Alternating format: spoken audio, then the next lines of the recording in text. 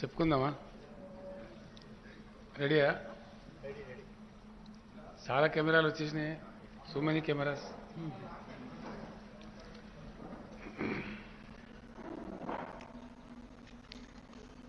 దేశంలో కేంద్ర ప్రభుత్వం యొక్క అరాచకాలు ఆగడాలు బాగా మితిమీరుతూ పరాకాష్ఠకు చేరుకుంటున్నాయి. కారణం ఏమిటంటే ప్రజాస్వామ్యబద్ధంగా ఎన్నికైనటువంటి రాష్ట్ర ప్రభుత్వాలను అనేక ముప్పు తిప్పలు పెడుతూ పని చేయనీయడం లేదు. ఇది చాలా రాష్ట్రాలలో చాలా సందర్భాలలో ఎక్కడెక్కడైతే నాన్ బీజేపీ గవర్నమెంట్స్ ఉన్నాయో వాళ్ళు ఎంబడబడి చాలా ఇబ్బందులు పెడతా ఉన్నారు. ఆర్థికమైనటువంటి పరిమితులు విధించడం, రకరకాల దాడులు చేస్తూ వేధించడం, అనేక రకాలైనటువంటి దుర్మార్గాలకు ఈ కేంద్ర బీజేపీ ప్రభుత్వం ఒడిగడుతూ ఉన్నది. ఇది యావత్ దేశమంతా కూడా చూస్తున్నది. ఇటీవల కాలంలో ఢిల్లీలో 2 వింత సంఘటనలు మనం చూసినాం. ఢిల్లీలో Aam Aadmi Party very popular party, అది అందరికీ తెలిసిన విషయం, యావత్తు దేశానికి ప్రపంచానికి తెలిసిన విషయం. అరవింద్ కేజ్రీవాల్ గారి నాయకత్వంలో ఒక సోషల్ మూవ్మెంట్ నుంచి వచ్చిన పార్టీ ఆమ్ ఆద్మీ పార్టీ ఒకసారి కాదు, 2 సార్లు కాదు, 3 టైమ్స్ 3 సార్లు అప్రతిహతమైనటువంటి అద్భుతమైన విజయం సాధించింది రాష్ట్ర ప్రభుత్వాన్ని ఏర్పాటు చేయడానికి. అండ్ ఈ మధ్య కాలంలో మనం ఒక వింత సంఘటన చూసాం, దేశంలో ఎప్పుడు చూడలే అటువంటిది. మున్సిపల్ ఎన్నికలు జరిగినాయి ఢిల్లీలో. అక్కడ గెలిచినారు, స్పష్టమైనటువంటి ఆధిక్యతతో ఆమ్ ఆద్మీ పార్టీ విజయం సాధించింది ఢిల్లీ మున్సిపల్ కార్పొరేషన్. దాన్ని ఎన్నో కుయుక్తులు చేసి, ఒకటి ఉన్న దాన్ని విభజించి 3 చేసి, ఏదేదో మాయా మచ్చింద్ర చేసినా బీజేపీని ప్రజలు తిరస్కరించారు, ఆమ్ ఆద్మీ పార్టీని గెలిపించారు. గెలిపించినటువంటి మేయర్ను ప్రమాణ స్వీకారం చేయడానికి ఇన్ని ముప్పు తిప్పలు పెట్టడం మనం చూసినాం. చివరికి సుప్రీంకోర్టు పోయి ఆర్డర్ తీసుకోవాల్సినటువంటి పరిస్థితి. సుప్రీంకోర్టు ఆర్డర్ ఇస్తే తప్ప ఢిల్లీ మేయర్ గెలిచిన తర్వాత కూడా కానియరు. అట్లాంటి ఒక అరాచకమైనటువంటి పద్ధతి. అదే పద్ధతిలో 3 సార్లు చాలా పాపులర్ ఓటు, తక్కువ ఓటుతో గెలవలే అరవింద్ కేజ్రీవాల్ గారు. 3 సార్లు కూడా అద్భుతమైనటువంటి 2 జాతీయ పార్టీలను మట్టి గరిపించి బ్రహ్మాండమైన మేయాటితోని గెలిచినారు. ఒక particular election, myself and Mr. Keshwarav garu, we were there in Delhi when the assembly election was going on. I requested KCR garu to go out. He went and made a round and came back. Arvind Kejriwal is hands down winning, sir. This was the statement given to me on that day. అనుకున్న ప్రకారంగానే చాలా పెద్ద majority, with large majority Aam Aadmi Party has formed the government 3 times, not once. అక్కడ ఒక ఎల్జీని తెచ్చి lieutenant గవర్నర్ను గెలిచిన ప్రజాస్వామ్య ప్రభుత్వం నెత్తిన పెట్టి వాళ్ళకు ఊపిరాడకుండా చేసి, పనిచేయకుండా చేసి అనేకమైన దుర్మార్గ చర్యలకు పాల్పడుతున్నారు. చివరికి గతి లేక సుప్రీంకోర్టును ఆశ్రయించింది ఢిల్లీ గవర్నమెంటు, కేజ్రీవాల్ గారి నాయకత్వంలో గవర్నమెంటు. సుప్రీంకోర్టును ఆశ్రయిస్తే సుప్రీంకోర్టు లార్జర్ బెంచ్, చిన్న బెంచ్ కూడా కాదు, 5 మెంబర్ జడ్జి ఉన్నటువంటి చీఫ్ జస్టిస్తో కూడుకున్న బెంచ్ స్పష్టమైన ఆదేశం ఇచ్చింది. చాలా స్పష్టంగా కుండ బద్దలు కొట్టినట్టుగా రాష్ట్ర ప్రభుత్వం ప్రజల చేత ఎన్నుకోబడిన ప్రభుత్వ కిందనే అధికారులందరూ పనిచేయాలి. వాళ్ళ ట్రాన్స్ఫర్స్ కానీ, మంచి కానీ, చెడ్డ కానీ, వాళ్ళ నియంత్రణ కానీ ఖచ్చితంగా రాష్ట్ర ప్రభుత్వం చేతుల్లోనే ఉండాలి. Not in the hands of government, not in the hand అని చాలా స్పష్టంగా ఆదేశం ఇచ్చింది. దాన్ని అమలు చేయకుండా ఒకటి గెలిచిన ప్రభుత్వాన్ని పనిచేయకపోవడమే అరాచకం. దాని మీద ఎల్జీని తీసుకొచ్చి కూర్చోబెట్టడం మరింత నియంతృత్వ వైఖరి. చివరికి సుప్రీంకోర్టు జడ్జిమెంట్ ఇస్తే ఆ సుప్రీంకోర్టును జడ్జిమెంట్ను కూడా కాలరాసే విధంగా చాలా భయంకరంగా ఒక ఆర్డినెన్స్ తెచ్చినారు. అది మరీ దుర్మార్గం. అంటే చివరికి సుప్రీంకోర్టు జడ్జిమెంట్కి కూడా అతిగతి లేకపోతే అంటే ఎమర్జెన్సీ రోజులు గుర్తుకొస్తున్నాయి. ఏ ఎమర్జెన్సీకి వ్యతిరేకంగా నరేంద్ర మోడీ గారు, బీజేపీ నాయకులు గొంతు చించుకొని మాట్లాడతారో ఎగ్జాక్ట్ ఇదే జరిగింది కదా ఎమర్జెన్సీకి ముందు. అలహాబాద్ హైకోర్టు జడ్జిమెంట్ తర్వాత ఆ జడ్జిమెంట్ను నలిఫై చేస్తూ రాజ్యాంగ సవరణ చేసినారు. సేమ్ ఇదే మోడల్, ఇదే మోడల్లో అప్పుడు చేసినారు. ఆ రోజు దేశం, నేను అప్పటి నుంచి ఇప్పటిదాకా చెప్తా ఉన్నాను, ఆనాడు జయప్రకాష్ నారాయణ గారి నాయకత్వంలో మహా పవర్ఫుల్గా ఉన్నటువంటి ఇందిరాగాంధీ అనుకున్నటువంటి ఇందిరాగాంధీ గారిని ఇట్లా గిల్లి పాడేసింది దేశం, ఒక లోక్ నాయక్ జయప్రకాష్ నారాయణ యొక్క పిలుపు అందుకొని. అట్లాంటి ఉదాహరణలు ఎన్నో ఉన్నాయి. మళ్ళీ ఎవరైతే గెలిపించినారో ఇందిరాగాంధీ గారి ప్లేస్లో జనతా పార్టీని, వాళ్ళు తప్పులు చేస్తే మళ్ళీ వాళ్ళని గిల్లిపడేసి మళ్ళీ ఇందిరాగాంధీ గారిని గెలిపించినారు. So India reacts as and when there is something wrong, something grossly wrong, the country reacts. ఇప్పటికైనా మేము విజ్ఞప్తి చేస్తున్నాము, ప్రౌఢశానికి పోకుండా మీరు కూడా ఇందిరాగాంధీ అవలంబించిన ఎమర్జెన్సీ దారిలోనే ఉన్నారు. ఇప్పుడు డెఫినెట్గా మీకు వాళ్ళకి ఏం తేడా ఉందండి? ఎమర్జెన్సీ మీరు ఎట్లా నిందిస్తారు? ఇప్పుడు ఎమర్జెన్సీ ముందు కూడా సేమ్ ఇట్లాంటి సిచ్యువేషన్ ఉండే. అట్లాంటప్పుడు మీకు ఆ నైతిక హక్కు లేదు. మీరు we demand the prime minister to withdraw the ordinance yourself, or else we will all support Shri Arvind Kejriwal ji, will stand by him. ఆ ఆర్డినెన్స్ను ఓడించడానికి ఖచ్చితంగా లోక్సభలో రాజ్యసభలో మాకున్న శక్తి అంతా ప్రయోగించి ఆర్డినెన్స్ను ఫెయిల్ చేస్తాం, పాస్ కాకుండా చేస్తాం. కాబట్టి ఇప్పటికైనా కేంద్ర ప్రభుత్వం కళ్ళు తెరిచి you withdraw the ordinance yourself, unnecessary don't make an issue. Let the government leave, let the government work. కొన్ని మంచి పనులు జరిగినాయి ఢిల్లీలో. నేను వెళ్ళినప్పుడు కూడా కేజ్రీవాల్ గారు స్వయంగా నన్ను తీసుకెళ్లి చూపెట్టినారు. అక్కడ మొహల్లా క్లినిక్స్ కానీ, స్కూల్స్ కానీ, అక్కడ డ్రింకింగ్ వాటర్ సిస్టమ్ కానీ, అదేవిధంగా చాలా చక్కగా ఎలక్ట్రిసిటీ రంగంలో కొంత రాయితీలు ఇవ్వడం కానీ, పేదల గురించి నిరుపేదల గురించి అనేక మంచి కార్యక్రమాలు జరిగినాయి. మంచి మంచి పనులు జరుగుతూ ఉన్నాయి. అందుకే పాపులర్ గవర్నమెంట్ కాబట్టి ప్రజలు not once thrice the government was elected. అట్లాంటి పాపులర్ గవర్నమెంట్ని చేయడం మంచిది కాదు. బేసిక్గా ఒక మాటలో చెప్పానంటే, Modi government today has insulted the people of the state of Delhi. I can say without iota of doubt, it is insult to the state, the Delhi state people. It is the public mandate. The government has not been nominated by anybody. Government has been mandated by the people of Delhi state.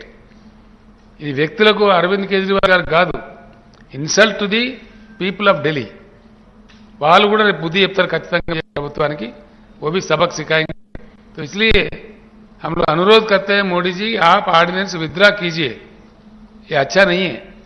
आप emergency की बात ही फिर दोहरा रहे हो, वही बात ला रहे हो. देश में इमरजेंसी आने से पहले भी ऐसी स्थितियां थे. जब इलाहाबाद हाईकोर्ट ने एक जजमेंट दिया, उसके खिलाफ में ऐसे ऑर्डिनेंस जैसा कॉन्स्टिट्यूशन अमेंडमेंट करके गड़बड़ किए थे. उसके बाद it was followed by emergency. आप भी उसी रास्ते में हो. भाजपा के नेता हमेशा गला पाड़ के बोलते हैं कि भाई इमरजेंसी के काले दिन, इमरजेंसी के काले. आप कौन से अच्छे दिन है? ये क्या अच्छे दिन है? इमरजेंसी के काले दिन से भी बुरा है. It's worse than emergency. You are not allowing the peoples elected, very popularly elected Delhi government to function. Even you are not able to honor the Supreme Court judgment. Then what else? Not honoring the Supreme Court larger bench judgment means going towards your journey is towards emergency only, which the country will refute. ये आपको सबक सिखाएगा. अभी कर्नाटक में सिखाया लोगों ने, आगे पूरे देश में सिखाएगा. इसीलिए हम अनुरोध करते हैं कि विड्रा कर लो अपने आप. जैसा आप किसानों का कानून, भूमि अध्यादेश का कानून, वो सारा विड्रा कर लिए थे.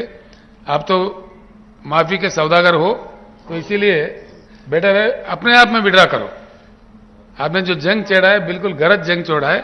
इसीलिए हम आपके साथ ही है, राजनीति में आपके समकालीन साथी है. इसलिए सुझाव भी देते हैं, अच्छा नहीं है आपके लिए, ना ही लोकतंत्र के लिए, ना देश के लिए, ना आपके लिए, किसी के लिए भी अच्छा नहीं है. बेटर है the prime minister and the government in centre today shall withdraw the ordinance without any further loss of time.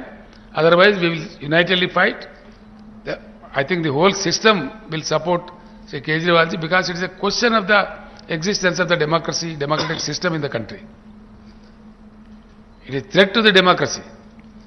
It is a challenge to the democracy, which is not supposed to be in a big country like India. It cannot be tolerated. The government of India should come to senses and withdraw the ordinance. Kejriwal गाరు. आज हम लोग हैदराबाद में आए और हैदराबाद के honourable CM Rao साहब से मुलाकात हुई. काफ़ी लंबी मुलाकात हुई, काफ़ी अच्छी चर्चा हुई. सबसे पहले मैं राव साहब का हमारी पूरी टीम की तरफ से बहुत बहुत शुक्रिया अदा करना चाहता हूं कि उन्होंने हमें हमारे साथ टाइम निकाल के मुलाकात की और इतना प्यार और सम्मान हम लोगों को दिया। I am all of us are very very very grateful to him. हमने अपनी पूरी बात उनके सामने रखी और जैसा भी उन्होंने कहा कि दिल्ली के लोगों को न्याय दिलाने के लिए वो, उनकी पार्टी और उनकी पूरी सरकार दिल्ली के लोगों के साथ है। ये बात केवल दिल्ली की नहीं है, ये बात देश के जनतंत्र को बचाने की है। जो अध्यादेश पारित किया गया है वो देश के जनतंत्र के खिलाफ है, संविधान के खिलाफ है। सो उनकी सपोर्ट से हमें बहुत ताकत मिली है और हम इस सपोर्ट के लिए मैं पूरे दिल्ली के लोगों की तरफ से उनका तहे दिल से शुक्रिया अदा करना चाहता हूं। हमारी सरकार दिल्ली में पहली बार जब 2015 में बनी थी, फरवरी 2015 में दिल्ली में हमारी सरकार बनी थी। फरवरी 2015 में सरकार बनी और 23 मई को, मात्र 3 महीने के बाद, मोदी सरकार ने एक नोटिफिकेशन लाके हमारी सारी पावर छीन ली 3 महीने में।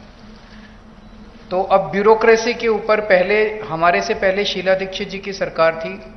शीला दीक्षित जी का पूरा कंट्रोल था ब्यूरोक्रेसी के ऊपर, transfer, posting, disciplinary action, creation of new posts. So जितने सर्विस रिलेटेड मैटर्स हैं, शीला दीक्षित जी का पूरा कंट्रोल था। हमारी सरकार आने के बाद 23 मई 2015 को उन्होंने नोटिफिकेशन लाके ये सारी पावर छीन ली। तो as a chief minister of Delhi I can not even transfer post, education secretary, health secretary, deputy secretary, मैं कुछ नहीं कर सकता।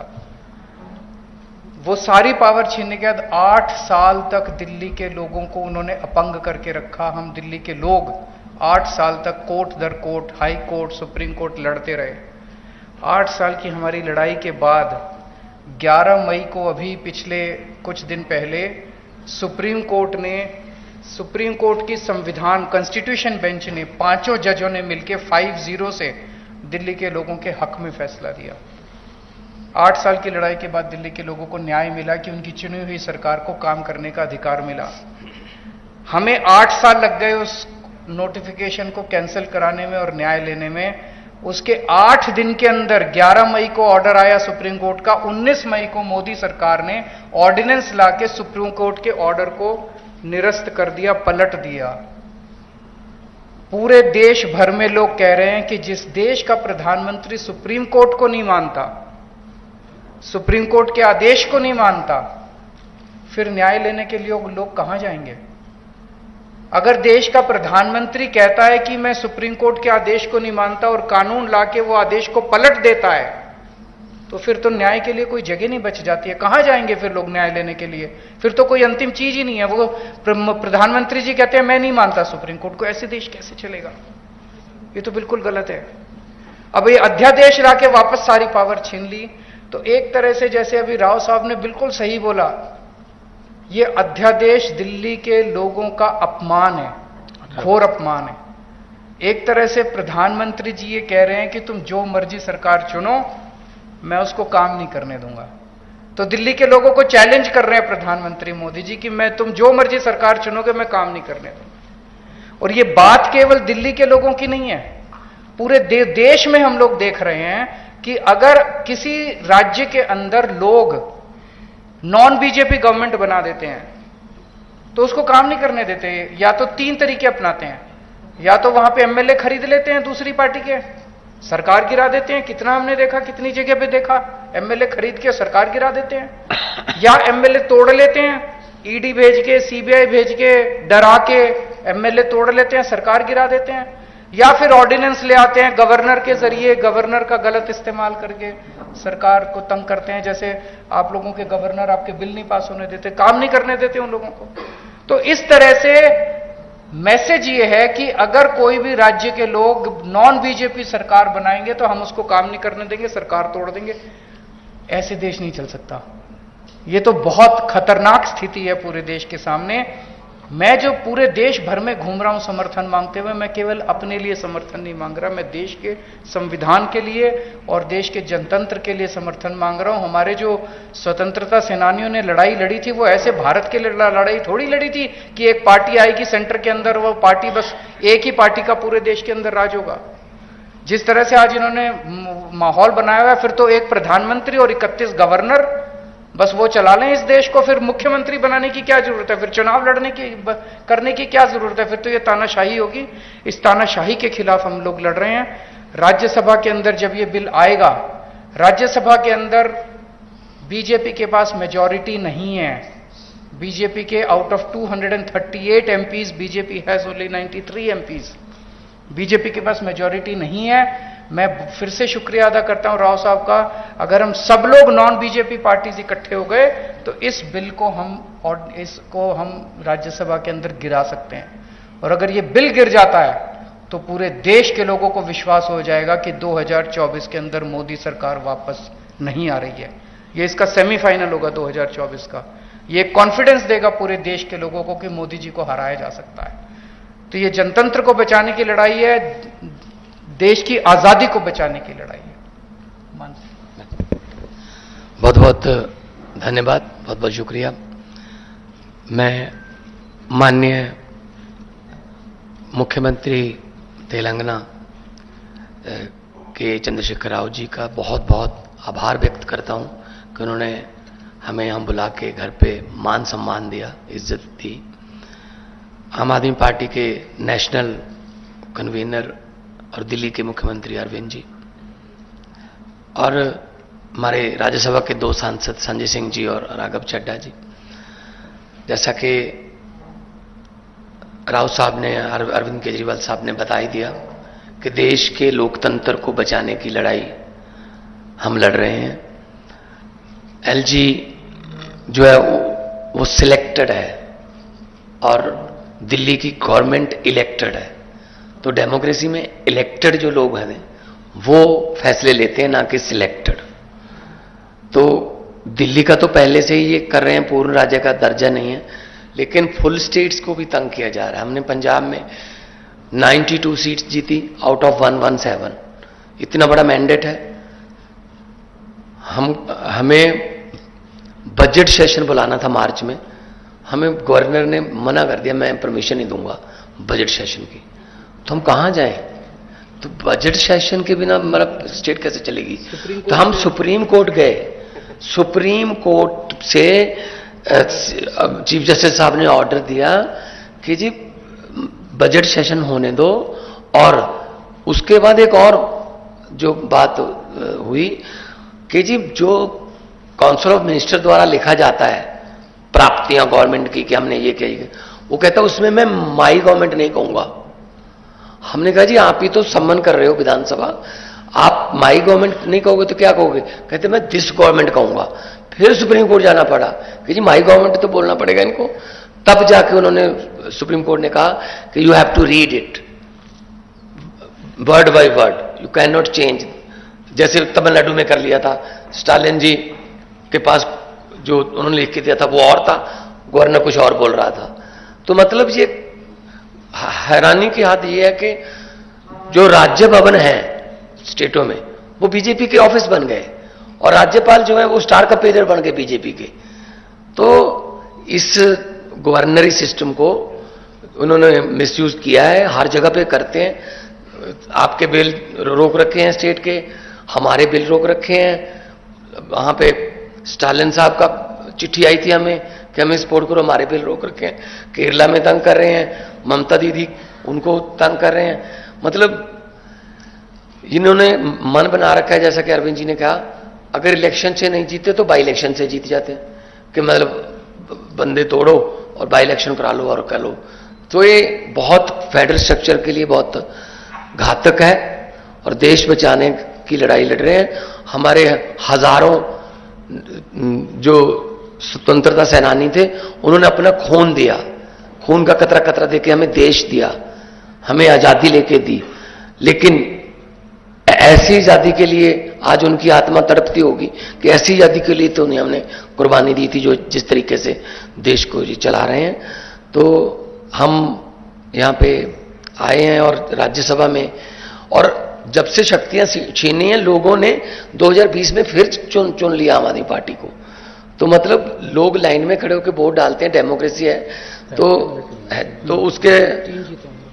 उसके बाद सुप्रीम कोर्ट के फैसले को नहीं मान रहे, तो ये बहुत ही गलत मैसेज है जो है वैसे तो हम biggest democracy of the world अपने आपको कहलाते हैं, लेकिन अगर देखा जाए तो ये काम नहीं करने दे रहे।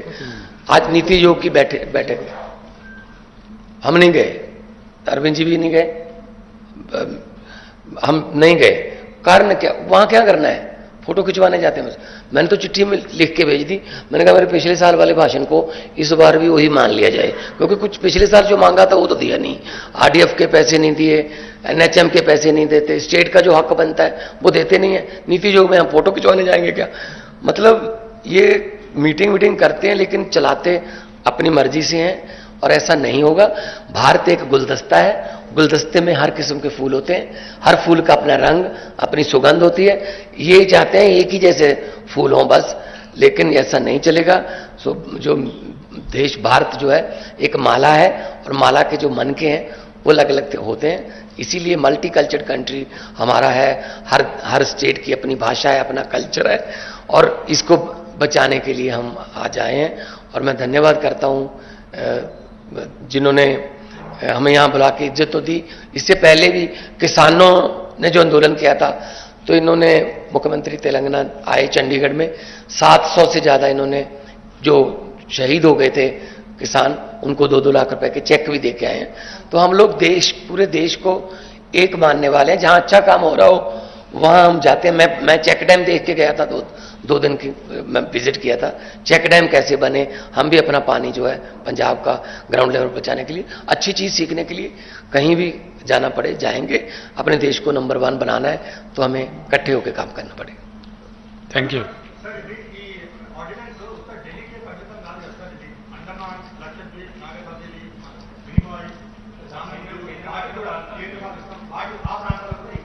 ఇది కాదు కదా, అట్లా కాదు కదా.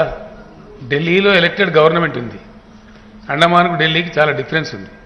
That you should know. Those central territories are clearly under the rule of LGs, direct control of government of India. But here it's a very popularly elected government. The government is allowed to function independently like any other state government. That's the order of the Supreme Court, abundantly clear. Abundantly. The question here is, if the government of India doesn't honor the Supreme Court, then what will be the fate of the country? Yes. You don't do it yourself, you don't oblige democracy. Even at the instance, at the judgment of Supreme Court, if you don't react, don't act accordingly, then what is the fun? ఎక్కడ తీసుకుపోతారండి దేశాన్ని? ఏం చేయదలుచుకున్నారు? ఈ గవర్నర్లు ఏంది, ఇదంతా ఏం జరుగుతుంది దేశంలో? గవర్నర్ పిలవడం గవర్నర్ బాధ్యత. ఏది? బడ్జెట్ సెషన్ పిలవడం స్టాట్యూటరీ ఆబ్లిగేషన్. 31 మార్చి లోపల ఒకవేళ లేని పరిస్థితి ఉంటే, పాస్ అయ్యే పరిస్థితి లేకపోతే 1 లైన్ చెప్పి, రెస్యూజరీ పవర్ స్పీకర్ దగ్గర ఉంటాయి, 1 లైన్ చెప్పి దాన్ని పాస్ చేయకపోతే స్తంభించిపోతుంది వ్యవస్థ. అట్లాంటి వాడి కోసం పెట్టినటువంటి ఒక అలంకారప్రాయమైన గవర్నర్ పోస్టులను నేను పెట్టనియా, బడ్జెట్ పాస్ కానియా అని ఒక పంజాబ్ గవర్నర్ ముఖ్యమంత్రి గారు మేము ముందే చెప్పారు కదా. సుప్రీంకోర్టు పోయి బడ్జెట్ ప్రవేశపెట్టి ఆర్డర్లు ఇచ్చే దిక్కుమాలిన గవర్నమెంట్ ఎప్పుడైనా చూసినామండి ఇండియాలో? ఇంత దౌర్భాగ్య పరిస్థితి ఉంటుందా? ఇంత సెన్స్లెస్ ఎప్పుడైనా చూసినామా? ఇక్కడ దురదృష్టం ఏంటంటే, ప్రజాస్వామ్యం పరిణతి చెందుతున్న కొద్దికి మెచ్యూరిటీ లెవెల్స్ పెరగాలి. Democratic maturity levels shall grow. అట్లాంటిది ఉల్టా రివర్స్ అయిపోయి ఆటవిక రాజ్యంలాగా, పాశవిక రాజ్యంలాగా. నిన్నగాక మొన్ననే కర్ణాటకలో ప్రజలు కర్రుగాల్చి వాద పెట్టారు. వంగి ఫర్షీ స్థలమందులు వెనకడ ఇట్లా భూమి మీద వెనకడ దండం పెట్టారు. ఆ వంగి కోద్దండాలు పెట్టినా కూడా తీసి చంపి పడేసారు అక్కడ. దాన్ని చూసినా కనీసం బుద్ధి రావాలి. ఈ పద్ధతి కాదు, మేము చేస్తున్న పని కరెక్ట్ కాదు, ఒక పక్క ప్రజలు తిరస్కరిస్తున్నది. అలా కానే లేదు, వచ్చి ఢిల్లీలో ఆర్డినెన్స్ ఇష్యూ చేశారు. ఇది సుప్రీంకోర్టు జడ్జిమెంట్కి వ్యతిరేకంగా. That is what we are condemning. మీకు గౌరవం లేదు, దాని మీద కోర్టు పోయినారు, కోర్టు జడ్జిమెంట్ ఇచ్చింది, కనీసం అది కూడా హానర్ చేయరా? ఇది అన్నిటికీ కాదు ఇచ్చింది, జడ్జిమెంట్ వచ్చింది అన్నిటి మీద కాదు మిస్టర్ రాహుల్. జడ్జిమెంట్ వచ్చింది ఢిల్లీ గవర్నమెంట్ మీద, కోర్టుకు వెళ్ళింది కూడా ఢిల్లీ గవర్నమెంట్. Thank you.